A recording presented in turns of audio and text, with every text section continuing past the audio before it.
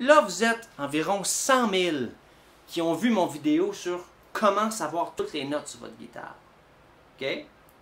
Alors, quand vous savez toutes les notes sur votre guitare, vous savez comment construire vos accords et vous connaissez la formule du succès, mais vous pouvez jouer n'importe quel accord, n'importe où, n'importe quand.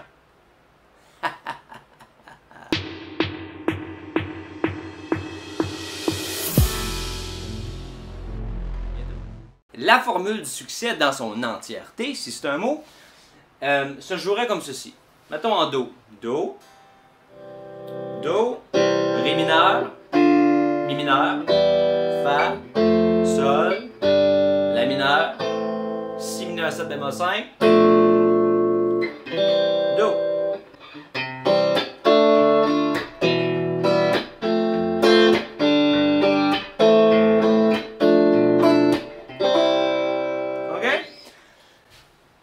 C'est rare qu'on va jouer toutes les notes, mais ce sont les choix de réponse de la tonalité de Do. Et chaque tonalité, si on joue en Do, en Sol, en Fa, en n'importe quoi, il va toujours avoir 7 accords de disponibles. Et les 7 accords vont toujours suivre cette formule du succès-là. Alors si on est en Fa, on va avoir Fa, Sol mineur, La mineur, Si bémol, Do, Ré mineur, Mi mineur 7 bémol 5, Fa.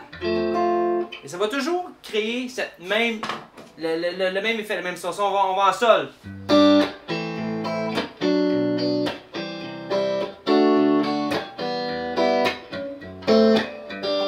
Toujours pareil, ok? C'est important de savoir ça.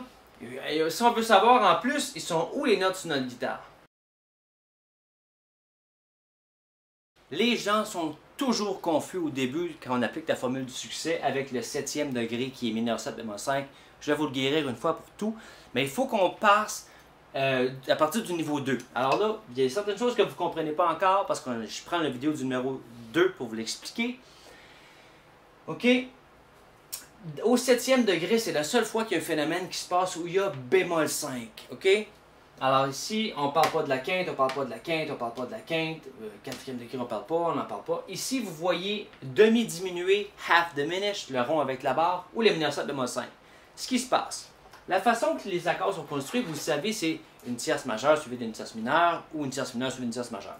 C'est comme si on disait, on part d'ici, on fait un grand pas pour une tierce majeure et un petit pas pour une tierce mineure.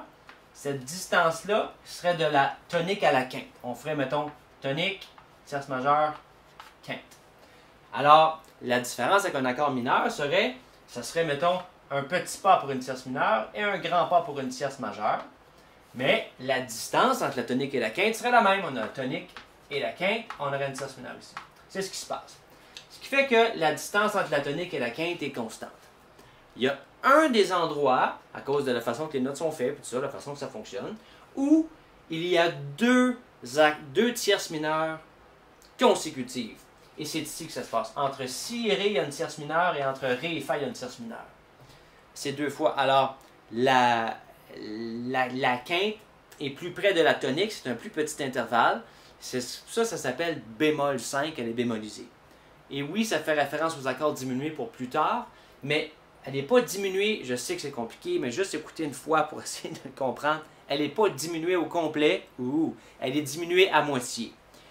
Puisque les accords diminués, j'ai des vidéos qui l'expliquent en long et en large, vous allez voir plus tard, dans les vidéos comment comprendre tous les accords. Les accords diminués, c'est juste des tierces mineures. Tierces mineures, on continue tierces mineures, une après l'autre. Alors qu'ici, c'est pas vraiment ça qui se passe, puisque entre Fa et La, il y a une tierce majeure. On a une tierce mineure, mineur et une tierce majeure. Alors lui, il n'est pas vraiment un vrai accord diminué, il est seulement demi-diminué. C'est pour ça qu'il s'appelle comme ça. Ouh là là, ok? Ça, c'est la théorie de pourquoi du comment. Maintenant, dans les vidéos, comment jouer et comprendre tous les accords, vous allez apprendre comment jouer dans toutes les positions. Un coup qu'on sait comment jouer, on est guéri. On a juste à appliquer la formule sans aucun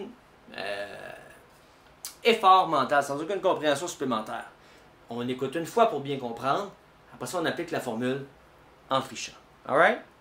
Pour vous pratiquer à appliquer la formule du succès dans toutes les tonalités, je vous recommande de la pratiquer dans toutes les tonalités. Je sais que ça sonne bizarre, mais c'est vrai. Alors, on peut commencer en Do. On fait tous les accords de la gamme de Do, comme ceci. Ça peut vous aider des fois de l'écrire. Ceux qui ne savent pas, mettons que dans la tonalité de Fa, si vous ne savez pas qu'il y a un Si bémol, ça peut être compliqué. Il faut savoir les dièses et les bémols. Alors, si vous ne savez pas ça, je vous prépare une vidéo là-dessus tout de suite. Tiens, à tantôt.